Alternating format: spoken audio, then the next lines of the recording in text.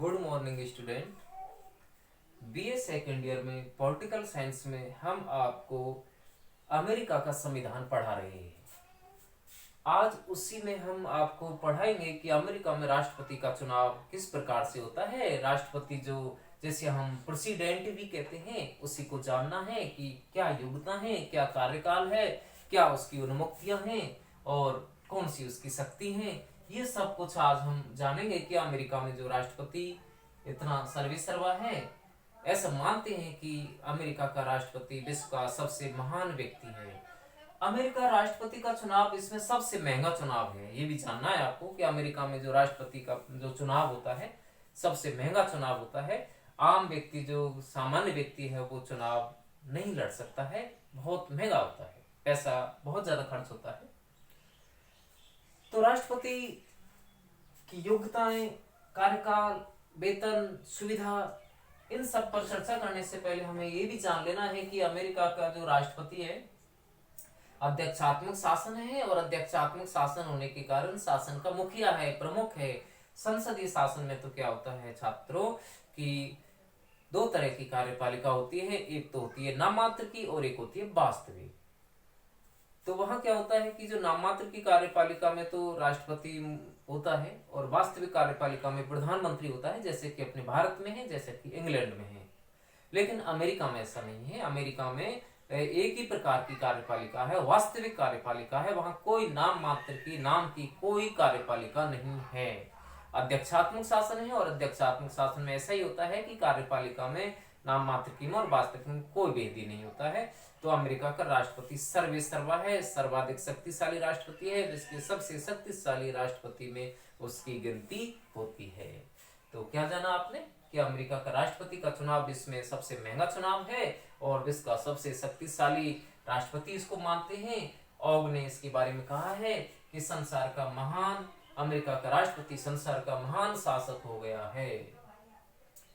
America के राष्ट्रपति के लिए हम बात कर रहे हैं कि अमेरिका में जो संविधान का अनुच्छेद 2 है उसमें क्या बात लिखी हुई है कि संघ की कार्यपालिका शक्ति राष्ट्रपति में होगी। जैसे अपने संविधान के अनुच्छेद, भारत की बात कर रहे हैं, भारत के संविधान के अनुच्छेद 53 में लिखा हुआ है कि भारत संघ की कार्यपालिका शक्ति राष्ट्रपति में होगी।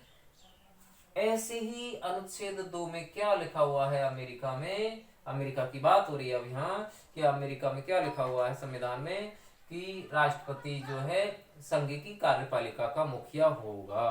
तो कार्यपालिका शक्ति किसमें है? अमेरिका में राष्ट्रपति में है, और राष्ट्रपति के साथ उसमें उपराष्ट्रपति भी होता है जो उसकी अनुपस्थिति में काम करता है। तो उपराष्ट्रपति का भी पद है, ये भी जानेंगे।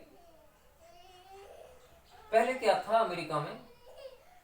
पहले संविधान संशोधन से तो ये व्यवस्था थी या व्यवस्था कर दी गई थी कि राष्ट्रपति और उपराष्ट्रपति दोनों का चुनाव एक साथ होगा, संयुक्त चुनाव की व्यवस्था थी। लेकिन क्या हुआ, 12 जो संविधान संशोधन था 12वें नंबर का, उसमें क्या किया गया था कि अलग अलग कर दिया गया कि राष्ट्रपति का चुनाव अलग होगा और उपराष्ट्रपति का चुनाव अलग होगा। संयुक्त चुनाव की व्यवस्था समाप्त कर दी गई। अब हम बात कर लेते हैं कि उसके लिए क्या योग्यताएं संविधान में निर्धारित की गई है।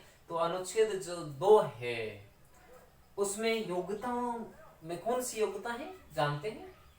कौन सी योग्यता है? पहली योग्यता है कि वह अमेरिका में 14 वर्ष तक निवास करे। 14 वर्ष तक कम से कम उसका निवास होना चाहिए। ये जरूरी नहीं है, हाँ ध्यान रखें, ये जरूरी नहीं है कि वो लगातार ही 14 साल अमेरिका में रहा हो और तब उसका क्या है कि योग्यता मानी गई हो, ऐसा नहीं है। 14 साल निवास होना चाहिए, लगातार जरूरी नहीं है। दूसरी बात यह है कि वो अमेरिका का जन्मजात नागरिक होना चाहिए। अमेरिका में जन्म लेने वाला व्यक्ति क्या बनेगा? राष्ट्रपति के लिए चुनाव लड़ेगा, राष्ट्रपति बनेगा। ठीक है। अगली योग्यता है कि उसकी न्यूनतम आयु कितनी हो? 35 साल। ये भारत में भी है, भारत में भी 35 वर्ष है, अमेरिका में भी 35 वर्ष है। लेकिन यहाँ भारत में और अमेरिका की जो योग्यता में अंतर देखने को मिल रहा है वो ये मिल रहा है, भारत में जन्मजात नागरिक होना कोई आवश्यक नहीं है। भारत का नागरिक होना चाहिए। भारत की नागरिकता जिसको मिली है वो क्या बनेगा? चुनाव लड़ सकता है। लेकिन अमेरिका में क्या है? जन्मजात होना चाहिए, जन्म लेना चाहिए उस व्यक्ति को, तभी वो राष्ट्रपति के लिए पात्र है, चुनाव के लिए पात्र है। तो ये योग्यता है जो अनुच्छेद 2 में है। अब हम बात करते हैं कि राष्ट्रपति का जो कार्यकाल है वो कितने वर्ष का होता है। देखो, अपने भारत में कितना है, 5 साल है। अमेरिका में कितना है, 4 साल है। तो अमेरिका में राष्ट्रपति कितने वर्ष के लिए चुना जाता है, 4 साल के लिए चुना जाता है। ये आपको ध्यान रखना है, हमेशा ध्यान रखना है, क्योंकि ये महत्वपूर्ण प्रश्न है और पेपर में आता रहता है कि राष्ट्रपति के चुनाव विधि क्या है, कार्य प्रणाली क्या है। तो ये महत्वपूर्ण है और छोटे एग्जामों में भी आ जाता है, ऑब्जेक्टिव टाइप में आ जाता है कि अमेरिका में राष्ट्रपति का चुनाव कितने, वो कार्यकाल कितने वर्ष का है। तो 4 बार। अब दूसरी चीज और एक यहाँ जाननी है आपको, वो है कि अपने यहाँ तो कोई भी व्यक्ति कितनी बार चुनाव लड़ सकता है और कितनी बार राष्ट्रपति भी बन सकता है, लेकिन अमेरिका में ऐसा नहीं है। अमेरिका में कोई व्यक्ति ज्यादा से ज्यादा 2 बार राष्ट्रपति रह सकता है। 2 बार का मतलब हुआ कि वो ज्यादा से ज्यादा 8 साल राष्ट्रपति रह सकता है। यह अमेरिका संविधान की व्यवस्था है। ये व्यवस्था भी क्या है, पहले नहीं थी। पहले तो क्या था कि कितनी बार हो सकता था, राष्ट्रपति रह सकता था, लेकिन 22वां संविधान संशोधन हो, इस संविधान संशोधन से ये व्यवस्था कर दी गई कि कोई व्यक्ति 2 बार से ज्यादा राष्ट्रपति नहीं रह सकता है। तो ध्यान रखना है आपको कि कोई राष्ट्रपति कितने साल से ज्यादा राष्ट्रपति नहीं रहेगा, 8 साल से ज्यादा नहीं रहेगा, 2 बार राष्ट्रपति बन सकता है। तो 2 बार का मतलब 8 वर्ष हो गए, 4 वर्ष का कार्यकाल है। अब हम बात कर लेते हैं कि उसके वेतन भत्ते सुविधाओं की। तो राष्ट्रपति को पर्याप्त वेतन मिलता है, सबसे बड़ा पदाधिकारी है, देश का सबसे बड़ा पदाधिकारी है, देश का पहला नागरिक होता है राष्ट्रपति, आपको भी पता होना चाहिए। भारत में भी ऐसा ही है, भारत का राष्ट्रपति देश का पहला नागरिक है। ऐसी अमेरिका में देश का पहला नागरिक है, देश का सबसे बड़ा पदाधिकारी है, सबसे बड़ा पद है, प्रमुख है। तो उसके वेतन की बात कर रहे हैं कि उसका वेतन जो वहां की कांग्रेस है, कांग्रेस का मतलब संसद, एक बात याद रखनी है, अमेरिका में संसद का नाम क्या है, कांग्रेस। तो वहां की कांग्रेस अमेरिका राष्ट्रपति के वेतन और भत्तों का निर्धारण करती है, और जब एक बार उसके वेतन भत्ते निश्चित कर दिए जाते हैं तो उसमें कार्यकाल के दौरान कोई परिवर्तन भी नहीं हो सकता है। तो ये भी चीज जाननी है कि कार्यकाल के दौरान वेतन भत्ते में कोई परिवर्तन या कटौती नहीं होगी। अब बात करते हैं कि अमेरिका का जो निवास स्थान है, यानी राष्ट्रपति का जो निवास स्थान है, वो है white house. White house America राष्ट्रपति का निवास स्थान है।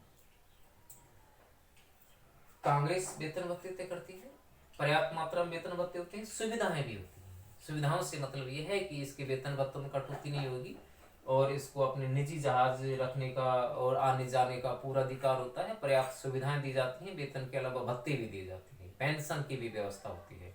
तो इन सब सुविधाओं के साथ अमेरिका राष्ट्रपति को हम जान रहे हैं।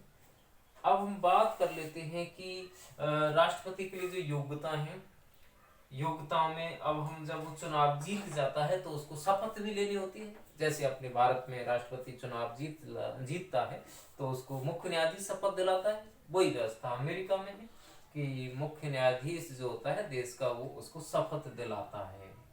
तो शपथ लेनी होती है। और अमेरिका में एक चीज और भी है कि वहां निर्धारित है, निश्चित तिथि है कि राष्ट्रपति का चुनाव होने पर जब चुनाव जीत जाएगा तो वो 20 जनवरी को शपथ लेता है, निश्चित है 20 जनवरी निर्धारित है, ठीक है ना। तो ये चुनाव जीतने पर 20 जनवरी को शपथ लेता है। अब हम बात करते हैं कि राष्ट्रपति का चुनाव जो है वो एक निर्वाचक मंडल से होता है, निर्वाचक मंडल से होता है, अर्थात राष्ट्रपति का चुनाव प्रत्यक्ष जनता नहीं करती है, एक निर्वाचक मंडल के द्वारा होता है। अब उस निर्वाचक मंडल का चुनाव जनता करती है, और उस चुने गए जो प्रतिनिधि होते हैं वो प्रतिनिधि फिर राष्ट्रपति के लिए वोट डालते हैं। तो ये थोड़ी जटिल चीज है, इसको जान लें कि उस निर्वाचक मंडल में 538 टोटल सदस्य होते हैं। टोटल सदस्य कितने होते हैं, 538 होते हैं। अब वहां क्या है कि 2 सदन है, आपको पता है संसद के, एक का नाम तो है सीनेट और एक का नाम है प्रतिनिधि सभा, रिप्रेजेंटेटिव काउंसिल है, और एक है सीनेट। सीनेट जिसमें 50 राज्यों से 100 प्रतिनिधि जाते हैं और प्रतिनिधि सभा जिसमें 435 प्रतिनिधि जनता के चुन करके जाते हैं। तो ये सीनेट और प्रतिनिधि सभा दो सदन हो गए। 50 राज्य हैं अमेरिका में और हर राज्य से दो दो प्रतिनिधि जाते हैं। अपने यहाँ ऐसा नहीं है, निश्चित नहीं है, निर्धारित नहीं है कि एक राज्य से दो ही जाए या 4 जाए, ऐसे नहीं है। अलग अलग राज्यों से अलग अलग जाते हैं। लेकिन अमेरिका में राज्य छोटा है या बड़ा है, हर राज्य से दो दो प्रतिनिधि जाते हैं। तो राज्य है 50 से 2 के अनुपात से 100 प्रतिनिधि सीनेट में वहां होते हैं। और प्रतिनिधि सभा में कितने होते हैं? प्रतिनिधि सभा में होते हैं 435। तो 435 प्रतिनिधि सभा से चुन करके जाते हैं। तो इस प्रकार से वहां क्या हो गए? 538 सदस्य हो गए। अब ये 538 कैसे कैसे हैं और जान लें थोड़ा सा इसको। एक देखो, कोलंबिया है अमेरिका में, कोलंबिया ये स्टेट नहीं है, ये एक जिला है। और यहाँ से 3 प्रतिनिधि और जाते हैं। तो कुल हो जाते हैं ये कितने? 3 तो यहाँ से होते हैं और 535 होते हैं प्रतिनिधि सभा से। कुल कितने हो जाते हैं? ये कुल हो जाते हैं 538। 535 प्लस 3 538 हो गए। तो ये सदस्यगण हो गए। इस प्रकार से ये जो निर्वाचक मंडल है, यहाँ से ये प्रतिनिधि चुन करके क्या है कि संसद में जाते हैं। अब हम बात करते हैं कि जो जनता है वो कैसे वोट डालती है। इसके लिए क्या होता है? इसके लिए क्या होता है कि प्रत्येक दल क्या करता है कि अपने अपने उम्मीदवार चुनने के लिए कि यह अपने दल का कैंडिडेट है, राष्ट्रपति पद का दावेदार है, उम्मीदवार है। ऐसा करने के लिए प्रत्येक दल क्या करता है कि अपना निर्धारित कर लेता है कि ये अपना क्या है, उम्मीदवार है। तो जो 2 दल हैं, एक तो रिपब्लिक दल है और एक है डेमोक्रेटिक दल। तो ये क्या करते हैं, वहां जुलाई अगस्त के महीने में क्या होता है कि सभा सम्मेलन होती है, जगह जगह सभा सम्मेलन होते हैं। उसमें क्या होता है कि लोग एकत्रित होते हैं और उसमें अपने दल का क्या है उम्मीदवार तय कर लेते हैं कि ये हमारे दल का उम्मीदवार है। एक तरीका से उसको निश्चित कर लिया जाता है। जब दोनों दल अपने अपने उम्मीदवार निश्चित कर लेते हैं कि ये हमारे कैंडिडेट हैं, हम इनको राष्ट्रपति के लिए क्या है खड़ा कर रहे हैं। तो इस तरीका से राष्ट्रपति के लिए उम्मीदवार पहले से ही तय कर दिया जाता है, ये हमारे राष्ट्रपति का उम्मीदवार है। तो योग्यताएं जो पूरी कर रहा है उन योग्यताओं को देकर के उम्मीदवार तय कर लेते हैं। अब उन उम्मीदवारों का चुनाव कैसे होता है वो जानना है आपको। उन उम्मीदवारों का चुनाव होता है एक निर्वाचक मंडल से। उस निर्वाचक मंडल में होते हैं 538 सदस्य। इसको बोलते हैं कॉलेजियम व्यवस्था। क्या बोलते हैं? कॉलेजियम व्यवस्था। तो इस कॉलेजियम व्यवस्था से राष्ट्रपति चुना जाता है। इस कॉलेजियम व्यवस्था में क्या होता है कि जनता के चुने गए प्रतिनिधि होते हैं। जनता इसमें प्रतिनिधि चुनती है और ये प्रतिनिधि फिर वोट डालते हैं। अब ये जो प्रतिनिधि चुने गए हैं ये वयस्क मताधिकार से चुने जाते हैं। किससे चुने जाते हैं? वयस्क मताधिकार से। पहले वयस्कता की आयु अमेरिका में 21 साल थी, लेकिन इसको घटा दिया गया और ये अब 18 वर्ष है। तो 18 वर्ष का हर नागरिक वहां क्या है कि कॉलेजियम व्यवस्था में जो राष्ट्रपति के लिए वोट डालते हैं उन लोगों के लिए मतदान करता है। तो एक जो निर्वाचक मंडल होता है उसमें जनता वोट डाल देती है। और एक चीज यहाँ ये भी है कि हर दल जो उन्होंने निर्वाचक मंडल में चुना उम्मीदवार खड़े किए हैं कि ये व्यक्ति क्या है कि पहले तो क्या होता है कि हर पार्टी अपना राष्ट्रपति पद के लिए उम्मीदवार तय कर लेती है। अब उस राष्ट्रपति के लिए जो वोट डालेंगे, उम्मीदवार जो तय कर लिया है उसके लिए जो वोट डालेंगे वो कॉलेजियम वाले व्यक्ति डालेंगे। तो कॉलेजियम वाले व्यक्तियों के लिए क्या किया जाता है, जनता वोट डालती है। तो वो व्यक्ति जो जनता वोट डालती है उसमें 538 व्यक्ति होते हैं। अब इसमें हर पार्टी, जो भी 2 पार्टी हैं उन पार्टियों के उम्मीदवार होते हैं।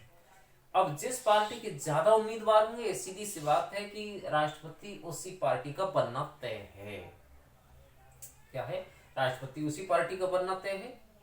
यदि डेमोक्रेटिक पार्टी के प्रतिनिधि ज्यादा है